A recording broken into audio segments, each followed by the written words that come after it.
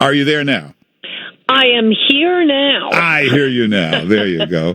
So, hey, all of your books, did one of them deal with the impeachment of Bill Clinton? The very first one, why, thank you for asking. High Crimes and Misdemeanors, Yes, the case the against Bill Clinton.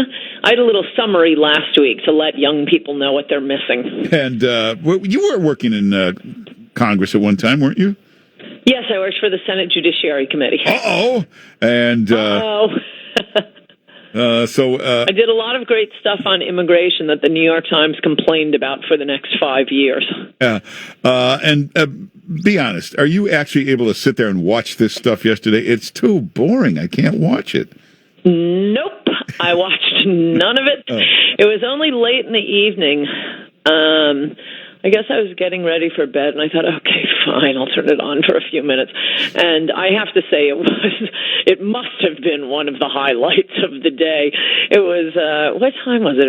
It was close to midnight, and Jerry Nadler waddled up to the mic and just gave the most hysterical speech, accusing Senate Republicans of being part of the cover-up, calling the White House lawyers liars. And I'm just sitting there imagining Nancy Pelosi, sobbing uncontrollably as she watches the possibilities of her retaining her speakership dwindle every time that guy steps to the mic. And what cover-up? They released the transcript. Here's the whole thing. I know. It was just there. Well, I don't know if you remember this, but during the Clinton impeachment, do you remember Sean Wilentz testifying before Congress with much the same, pleasant, appealing demeanor as Jerry Nadler, screaming at the House managers, "History will track you down and judge you." Republicans have a lot of problems on their side. We got the nuts, the Todd Akins, we have the sellouts, we have the Koch brothers with their demand for cheap labor. The problems, I'm sure there are more than these, but the two main problems I see with the Democrats, that within the Democrats, the ones most anxious to be on TV are the ones you would most want to keep off TV. Yeah. And what about this? And the other one is the feminists.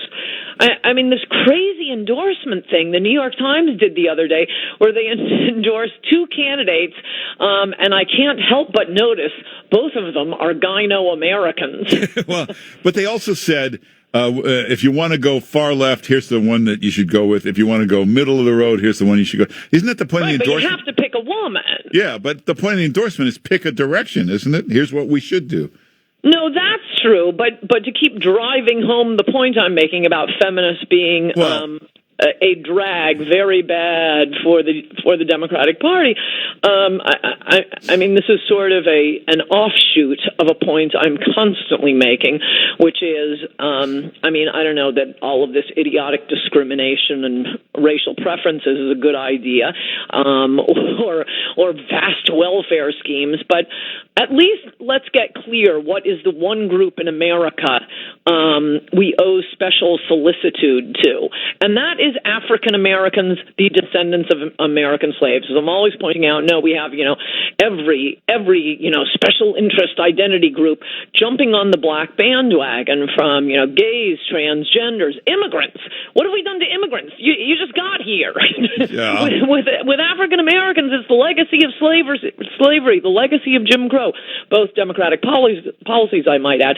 But of all the groups demanding special treatment because of their group identity, women have got to be the most absurd. Well, also, women are a majority. Wonderful lives in the globe. Search history, search the world for, the American woman from 1900 until, I don't know, the feminists came along and decided, oh no, get out of the house. You should be working too.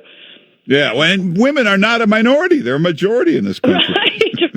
Right, another reason they're my favorite minority group.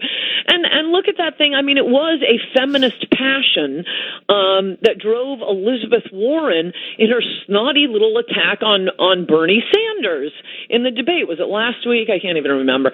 Whenever the most recent debate was. It's much like the Trump resistance. To get me feeling sorry for Bernie Sanders, you really have to be a total rhymes with which word. And boy, was she. I mean, I don't think her claim is particularly believable. I think Bernie makes a good case. No, that would be an idiotic thing to say. Why would I say it? I mean, Ann Coulter would say it. I don't think Bernie Sanders would say it, that the country doesn't want a woman president. And then, as I pointed out in a tweet, and perhaps this wasn't clear, when I remembered a conversation that someone else doesn't remember, the natural way of expressing that is, no. Remember that day? It was snowing. we were eating at En Bon Pain. Remember that? We just finished talking about child care. Yeah. You come up with things to remind the person of when it happened, what was said during the conversation. No, she just says, "Oh, are you calling me a liar?" No, I say you said it. And then when he goes to shake her hand and she pulls it away and says, "I believe you just called me a liar on national TV." Well, okay, but so she called him a liar. They disagree about something. It's his fault. He always backs down. He should have said, "Everybody's called you a liar. You're always being called a liar. Don't blame me." Oh, I'm not saying that he is the most manly of men here. No. Don't get me wrong. He does always back down. But you see the point I'm formulating here, which is that feminists are going to be the death of the Democratic Party. The dumbest one was when they announced the Academy Awards and no woman was nominated for Best Director, and all these Hollywood women were screaming, "Why were no women nominated?" Because they didn't make very good films that year. That's all. Yes. Make better movies. You'll get nominated. It's actually surprising that Hollywood did not bend to political correctness and feminism on a lot of these issues. One of my Hollywood friends says he thinks it's because Deadline Hollywood, that used to be the go-to place for the entire industry. If you want to find out what's going on, a car accident in the Paramount parking lot, you could get it in the comment section on Deadline Hollywood. And he said he's noticed over the past few years a lot of the, craft services types, the crew, the gaffers, seem to have been adding their own comments to the Deadline Hollywood, and they're not quite as woke as the producers and actors. Comment section should be eliminated from everything online. There should be. They're my favorite part. Oh, okay, but that's where you get the most interesting the most interesting data. Well, that's true. But you also get the stupidest comments too. Fair point, but that as opposed to the New York Times editorial page where 9 out of 10 are stupid. Right. Well, Comments has a better record than that. Hey, everybody, check out Ann Coulter on Twitter. She's tweeting all day, every day. You can great stuff there on Twitter. And the new column comes out later tonight. And get the book. Resistance is Futile. Also, go back. Can you still get High Crimes and Misdemeanors? That's a good book on impeachment. Yes, you can. It's very good. As I've said before, if the truth about impeachment were helpful to Democrats, they would be citing high crimes and misdemeanors all over the place. Well, but it was just the truth, with me having no idea what would be coming. Yeah, if you haven't read it, go get High Crimes and Misdemeanors, the book, good book on impeachment, and go to AnnCoulter.com. And Ann Coulter, thanks for being with us. Good to talk to you, Mark Simone. Bye-bye. Right, take care. Well, let's take some calls. Let's go to Jeff in Long Island. Hey, Jeff. Hey, I like to do the top 10 reasons to listen to Mark Simone this year. All right. Number one. Probably 3 of them will be okay. Go ahead. No, they'll all be good. Number 1, Vincent. Number 2, Michael Goodwin. Number 3, Ann Coulter yells at Donald Trump over the wall. Number 4, Vincent. Number 5, Lionel gives cranky critiques. Number 6, Vincent. Hey, wait a minute. These are all great, but how come none of them are me? Oh, they're coming up. Coming up. Just wait. That's the last. 7. Mark asked. I don't mean to interrupt, but you're supposed to do it the other way. 10, 9, 8, 7. You're supposed to end up at number 1, not at 10.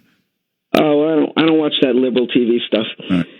Mark asked Joe Bartlett when he's leaving to golf. Number 8. Lionel yells at Mark for calling some politicians a nice person, but. Number 9, Mark gives political therapy. And number 10, more Vincent.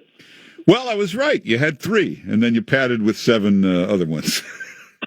Well, thank you, Mark. Very good. It's very good. Thanks for the effort, Jeff. Where are you in Long Island? Oh, he left. Let's go to Marilyn in Brooklyn. Hey, Marilyn.